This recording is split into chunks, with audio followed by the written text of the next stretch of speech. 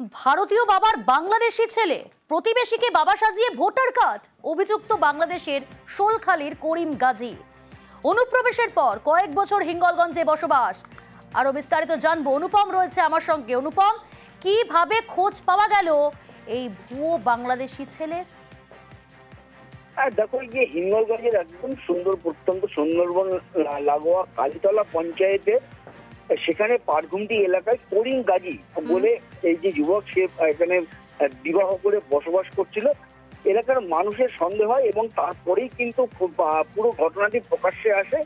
সে এখানে যে সিদ্দিক গাজী বলে এক ব্যক্তিকে তার বাবা সাজিয়ে এখানে ভোটার কার্ড, আধার কার্ড, এমনকি ভারতীয় নথিপত্র সবকিছু সে তৈরি করেছে এবং বগল তবিয়াতে এখানে সে বসবাস করছে। এরপরে যখন আমরা সংবাদ মাধ্যম আমরা সেখানে গিয়ে পৌঁছাই, তখন কিন্তু করিম গাজী বুঝতে পারে করিম গাজী কিন্তু সে গাঁটা দিয়েছে, কিন্তু সে এখানকার যে মহিলাকে বিয়ে করেছে সে কিন্তু পরিষ্কার যেটা আমাদেরকে জানিয়েছে সে অনুপম, তুমি সঙ্গে থাকো। সাজানো বাবা কি বলছেন একবার শোনাই আপনাদের। ওনার ছেলের নাম যেখানে আছে মানে করিম গাজী, এটা কি? ও করিম হচ্ছে বাংলাদেশের ছেলে। আচ্ছা, এখানে কিভাবে মানে ভোটার কার্ড মানে করলো, ভোটার লিস্টে কিভাবে নাম হলো? আমার কার্ডটা কিভাবে নিয়েছে কিন্তু আমি জানি না। অনেকে বুঝতেছে তোমার ছেলে, তাই আমি তো কী করে বুঝি না। আমি কিছু একদম এই সম্বন্ধে আমি কিছু জানি না, যে কীভাবে কার্ডটা নিয়েছে, কোন কার কাছ থেকে নিয়েছে, টাকাতে ঘুষ দিয়ে নিয়েছে, আমি কিছু বলতে পারিনি। বললো যে কুড়িয়েতে যাবো, তা তোমার কার্ডগুলো দাও। আমার কাছে কিছু বলে না, আমার কাছে কার্ড চাইছিল, আমি বললাম না আমি দিতে পারবো না। তারপরে অনলাইন থেকেও তুলে নিয়েছে। অনুপম, প্রশাসন কি ব্যবস্থা নিচ্ছে?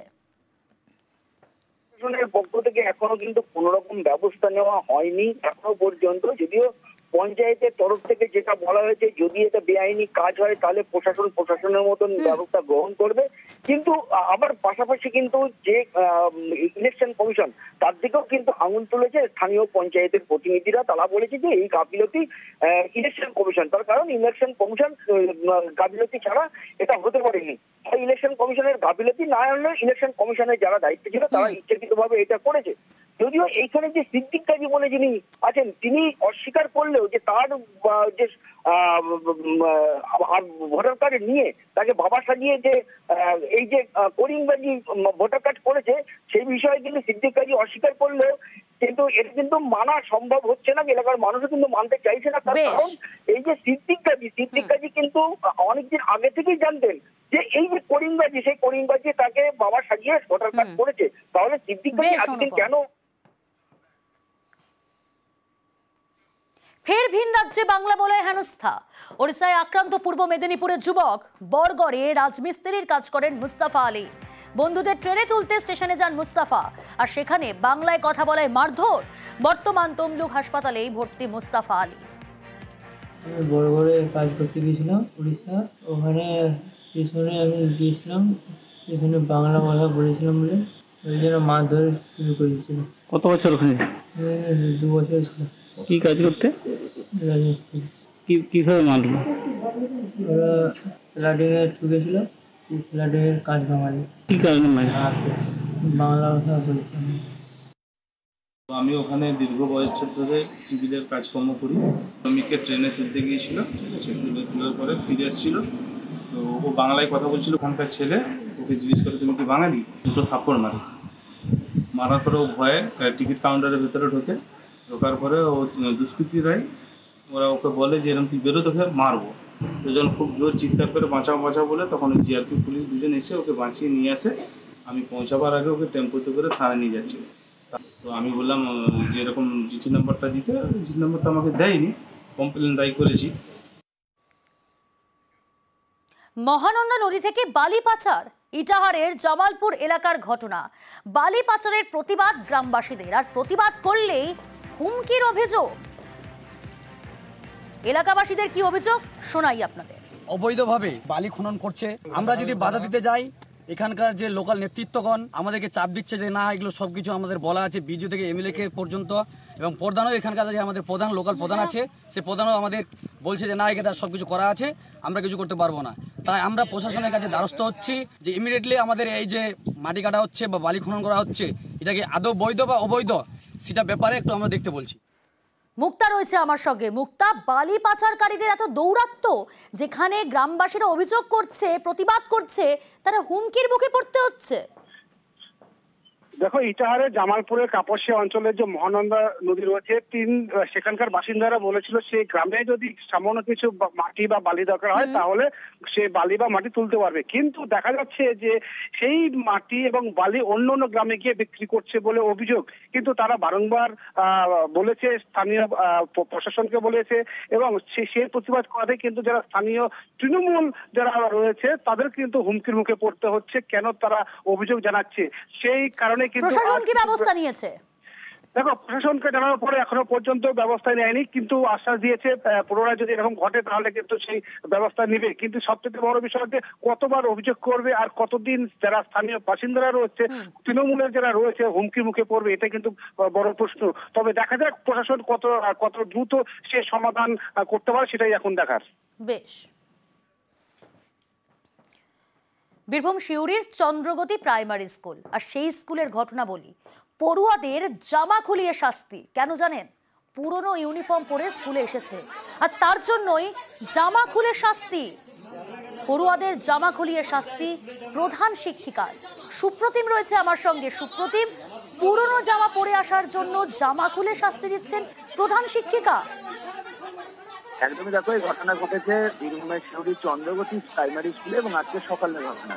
এবং বেশ কয়েকজন স্কুলে যারা ছাত্র তারা কিন্তু যে জামা পরেছিল সেই জামা নোংরা ছিল, বা কোনো ক্ষেত্রে কিন্তু যে নতুন জামা দেওয়া হয়েছে স্কুল থেকে সেগুলো পরে আসেনি, এবং তাতেই কিন্তু প্রধান শিক্ষিকা চটে যান এবং সেই সমস্ত শিশু যারা ছাত্র রয়েছে তাদেরকে সেখানে দাঁড় করানো হয় এবং যাদের জামা খুলে তাদেরকে স্কুলের মধ্যেই দাঁড় করিয়ে রাখা হয়। এবং এই ঘটনা যখন বাইরে অপেক্ষারত অভিভাবকরা জানতে পারে তারা স্কুলের মধ্যে ঢুকে তারা বিক্ষোভ দেখাতে থাকে এবং প্রধান শিক্ষিকা জানিয়েছেন যে না, তাহলে সুপ্রতিম, সরকার থেকে তো স্কুলে পড়ুয়াদের তাদের জামা দেওয়া হয়, বই দেওয়া হয়, তাহলে তারা পড়ে এলো না কেন? পড়ুয়ারা কেন পড়লো না?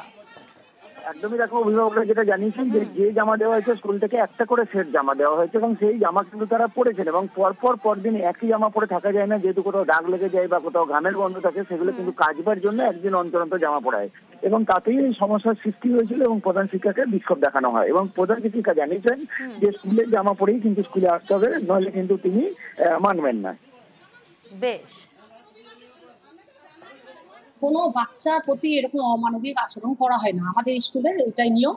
1 নম্বর কথা, দেখুন, সরকার বিনা পয়সায় ছাত্রদের জামা দিচ্ছে, জুতো দিচ্ছে। কদিন আগে জামা দেওয়া হয়েছে। এই গার্জেন যারা আমাকে আজকে অকথ্য ভাষায় গালাগালি করেছে, মানে মারতে পর্যন্ত এসছে আমাকে, বলছে আপনাকে আমি দেখে নেবো, আপনি আমার ছেলের জামা খুলছেন কেন? যথারীতি জামা পরে আসেনি, মানে ওরা ডিসিপ্লিন মানবেন না।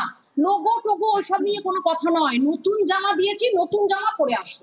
নিয়ে জামাটা খুলেছি, খুলে বললাম তাহলে কেমন লাগছে দেখো, খালি গা হলে পরে কেমন বাজে লাগে, তোমাদেরকে বারবার করে বলছি যে পরে আসবে, নাহলে কিন্তু আমি জামা খুলে নেবো। নিয়ে আবার পরিয়েও দিয়েছি।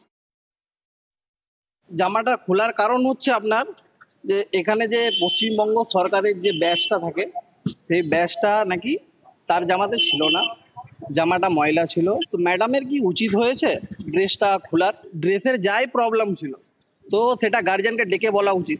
যারই ছেলেকে উলঙ্গ করবে তার তো একটু আত্মঘাতী হবে। এতে 3টে বাচ্চাকে আমি খোলা দেখেছি, যে জামা খোলা ছিল।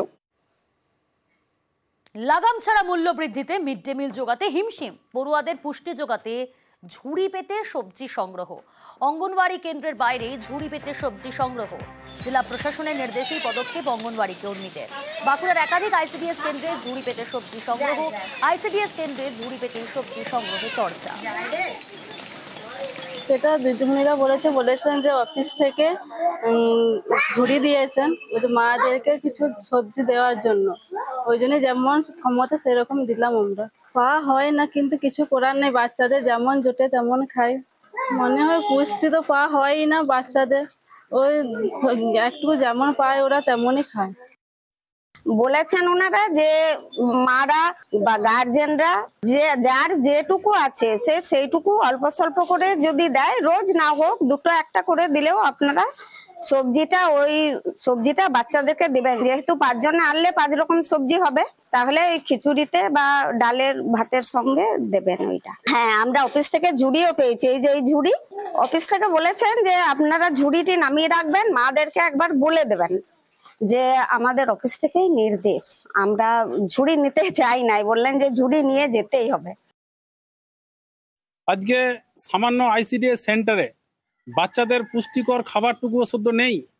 আজকে লজ্জা, আজকে সাধারণ মানুষ, গরিব মানুষের বাড়ির ছেলেরা, আজকে আমরা দেখতে পাচ্ছি আমাদের ছেলেমেয়েরা এই আইসিডিএস সেন্টারে এসে তারা পুষ্টিকর খাবার পাচ্ছে না। বাড়ির মায়েদেরকে তাদেরকে পুষ্টিকরের খাবারের জন্য সবজি আনতে বলা হচ্ছে।